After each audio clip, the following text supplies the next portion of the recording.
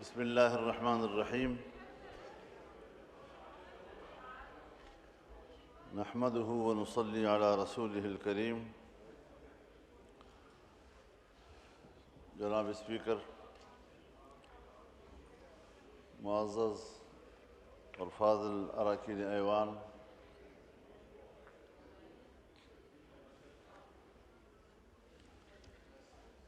یہ ایک حقیقت ہے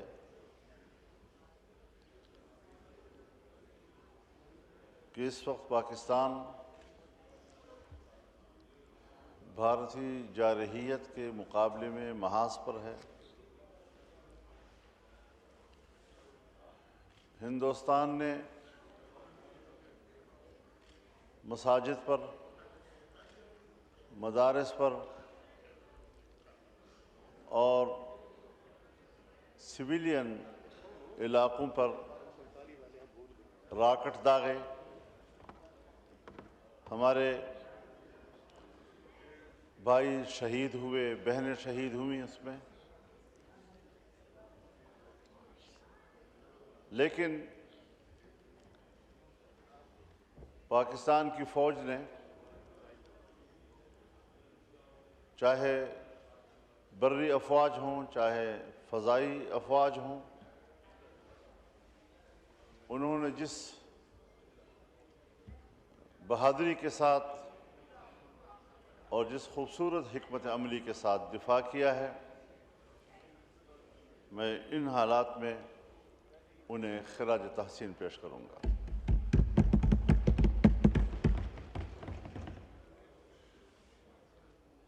آج جمعہ کا دن ہے۔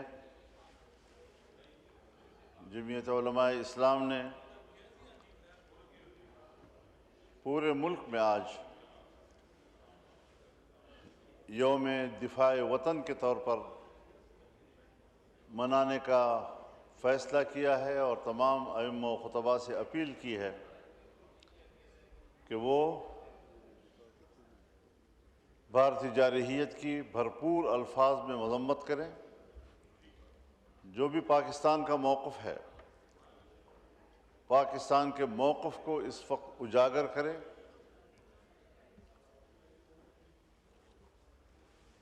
اور قوم کو متحد ہونے کا درس دیں۔ اسی حوالے سے انشاءاللہ 11 مئی کو پشاور میں ملین مارچ ہوگا، بہت بڑا، جہاں پاکستان کے عوام بھرپور طور پر اپنی یکجہتی کا اظہار کریں گے اور پاکستانی موقف کو اجاگر کریں گے، اور پھر 15 مئی کو کوئٹہ میں انشاءاللہ ملین مارچ ہوگا اور پورے بلوچستان کا عوام اس میں اپنی یکجہتی کا اظہار کرے گا۔ حکومت نے ابھی حال ہی میں کہا ہے کہ نوجوان نام لکھوائیں شہری دفاع کے لیے۔ الحمدللہ ہمارے پاس انصار الاسلام کا شعبہ موجود ہے، اور ہم نے اپنے انصار الاسلام کے شعبے کو شہری دفاع کی ذمہ داریوں کی ہدایات دے دی ہیں۔ جہاں جہاں بھی خدا نہ کرے کوئی نقصان ہوتا ہے، کوئی پاکستانی شہری متاثر ہوتا ہے، تو اس کی مدد کے لیے پہنچنا، ان کو طبی امداد مہیا کرنا، ان کو ریلیف دینا، جو بھی ممکن صورت ہو ایک عام شہری کے ہاتھوں، انشاءاللہ ہم وہ کردار ادا کرنے کا اعلان کرتے ہیں۔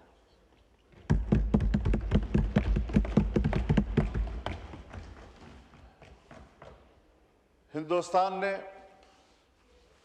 ہمارے مساجد کو نشانہ بنایا ہے، مدارس کو نشانہ بنایا ہے، اور میں پورے ایوان کو یہ یقین دلانا چاہتا ہوں کہ آج اگر پاکستان کی دفاع میں صف اول پر پہلے مورچے میں اگر کوئی لڑ رہا ہے یا لڑنے کا عزم رکھتا ہے، تو وہ آپ کے دینی مدرسے کا نوجوان ہے جو بین الاقوامی دباؤ میں بھی رہتا ہے، حکومت پاکستان کے دباؤ میں بھی رہتا ہے۔ میں یہ تجویز کروں گا کہ اس تصادم کا سلسلہ اب ختم ہونا چاہیے، اور مدارس کے حوالے سے جو کمٹمنٹس آپ نے کی ہیں، جو قانون سازی آپ نے کی ہے، میری گفتگو کو محض سیاسی بات نہ سمجھی جائے، بلکہ حقیقی معنوں میں یہ ایک سنجیدہ سوال ہے جو آپ کے لیے بھی ہے، آپ نے بھی اس کو طے کرنا ہے، گورنمنٹ نے بھی اس کو طے کرنا ہے، اور دنیا کو دکھانا ہے کہ ہم ایک ہیں۔ اگر میں ملکی مفاد میں اور ملکی دفاع میں آپ کے ساتھ ایک صف میں کھڑا ہوں تو پھر آپ کو بھی میرے ساتھ ایک صف میں کھڑا ہونا ہوگا۔ تعاون وہ دو طرفہ معاونت کا نام ہے، یک طرفہ معاونت کا نام نہیں ہے۔ ہم اپنے تعاون اور شانہ بشانہ لڑنے کا اعلان کر چکے ہیں، پتہ نہیں آپ دینی مدارس کو کب اپنے پاکستانی سمجھیں گے اور کب پاکستانی کے طور پر آپ ان کے ساتھ روش اختیار کریں گے۔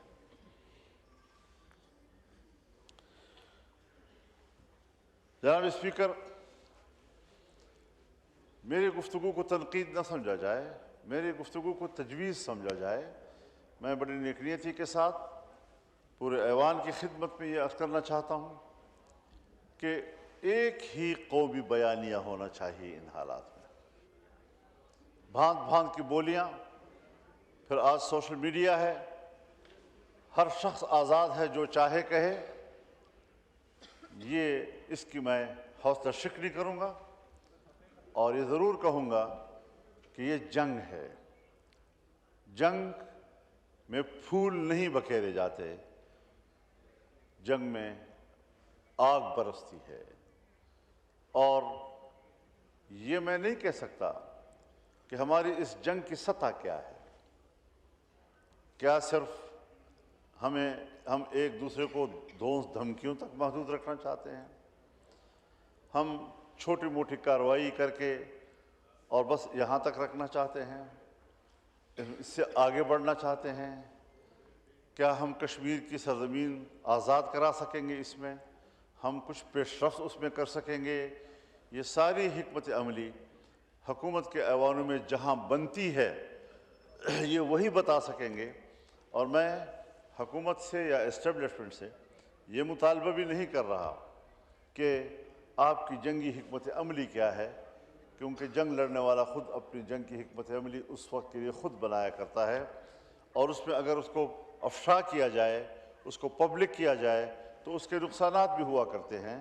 لیکن سیاسی لیول پر ہم کہاں کھڑے ہیں، ہمیں اس پر ضرور غور کرنا چاہیے۔ ہماری اس وقت تک کوئی سفارتی مشن باہر نہیں ہے، ہم صرف ٹیلی فونوں پہ باتیں کر رہے ہیں۔ ان حالات میں ہمارے سفارتی مشن باہر ہونے چاہیے تھی، ملکوں کا دورہ ان کو کرنا چاہیے تھا۔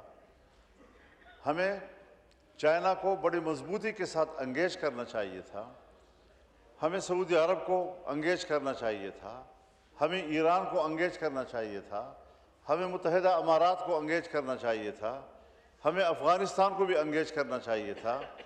ہم نے اپنے پڑوسی ممالک میں بھی آج تک وہ سفارتی سرگرمیاں نہیں دکھائی ہیں کہ جو ان دنوں کا حق ہے۔ تو اس حوالے سے کیا ہمیں بتایا جا سکے گا کہ پاکستان کی اس وقت تک سفارتی جو کوششیں ہیں وہ کیا ہیں، کس حد تک ہیں، اور پاکستان کی قوم کو وہ اس حوالے سے کس حد تک مطمئن کر سکتے ہیں؟ کم از کم میں بحیثیت رکن پارلیمان کے اس وقت تک میں سفارتی سرگرمیوں کے بارے میں مطمئن نہیں ہوں۔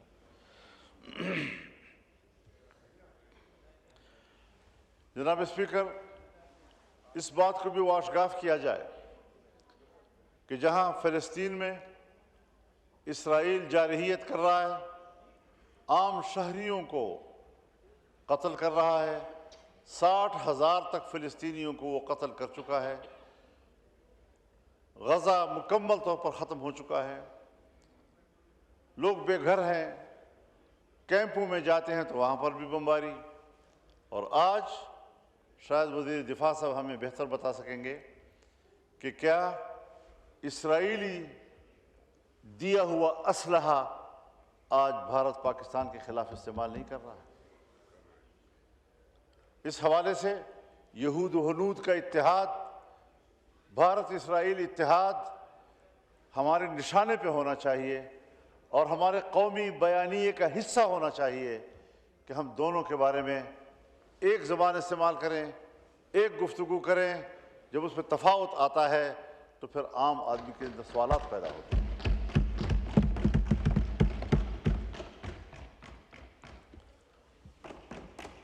یہ وقت ہے کہ ہم اپنے دفاعی اداروں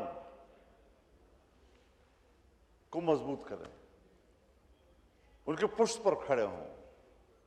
ہر چند کے ہمارے ملک میں ہمارے آپس میں اختلافات ہیں، ادھر حکومت بیٹھی ہے تو ادھر حزب اختلاف ہے۔ مانا یہ کہ حکومت کی سوچ اور ہوتی ہے، حزب اختلاف کی سوچ اور ہوتی ہے، لیکن آج ہم ملک کے لیے ایک ہیں، ملک کی وحدت کے لیے ہم ایک صف ہیں۔ ہمیں اسٹیبلشمنٹ سے گلے ہیں، شکوے ہیں، وہ اپنی جگہ پر رہیں گے، لیکن جب وطن عزیز کا سوال آئے گا تو وطن عزیز کے معاملے پر وہ ہمیں اپنے سے آگے پائیں گے، پیچھے نہیں دیکھیں گے۔ مولانا صاحب گزارش ہے۔ میں یہی سوچتا ہوں کہ سوشل میڈیا ہو، ہمارے انفرادی طور پر بہت سے لوگ اس قسم کے کچھ پوسٹیں لگا رہے ہیں جس سے کہ وہ جنگ کو مذاق سمجھتے ہیں، فوج پر بڑا ناپسندیدہ قسم کا تبصرہ ان کا ہوتا ہے۔ ان کی حوصلہ شکنی ہونی چاہیے اور اس پروپیگنڈے پر حکومت کو قدغن لگانے کے لیے اقدامات کرنے چاہیے۔ ملک کے اندر بھی امن و امان کا مسئلہ اپنی جگہ پر موجود ہے، بلوچستان میں بھی، کے پی میں بھی۔ اس کے لیے ہم کیا سفارتی کوششیں کر رہے ہیں، کون سا ایسے حکمت عملی ہم نے بنائی ہے کہ ہم ملک کے اندر کم از کم فوج کو جنگ سے نکالیں اور محاذ کی طرف ان کو متوجہ کریں تاکہ بھارت کی جارحیت کے مقابلے میں ملک کا دفاع ہو۔ ہم نے کیا جواب دیے ہیں اس کو آج تک ان کی جارحیت کے، ابھی تک قوم پر کوئی زیادہ واضح نہیں ہے۔ ہم نے اس کے مقابلے میں ان کا کیا نقصان کیا ہے، اب تک قوم پر یہ باتیں واضح نہیں ہیں۔ تو ہمارے وزیر دفاع صاحب ماشاءاللہ اس وقت تشریف فرما ہیں، پیپلز پارٹی کے ہمارے اکابرین بھی موجود ہیں، حکومت کے لوگ بھی آج موجود ہیں۔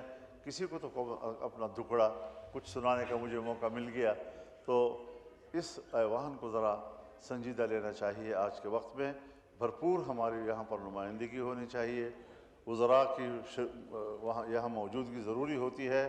حکومت جو بات کرتی ہے آپ سے مخاطب ہوتی ہے، لیکن اس کا خطاب آپ کے واسطے سے ایوان کی طرف ہوتی ہے، حکومت کی طرف ہوتی ہے۔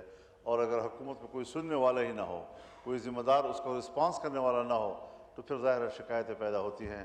ہمیں اس وقت ان تمام کمزوریوں سے بچنا چاہیے اور ایک طاقتور پاکستانی پارلیمنٹ کا کردار ہمیں ادا کرنا چاہیے۔ میں بہت شکر گزار ہوں۔ وآخر دعوانا ان الحمدللہ۔ شکریہ۔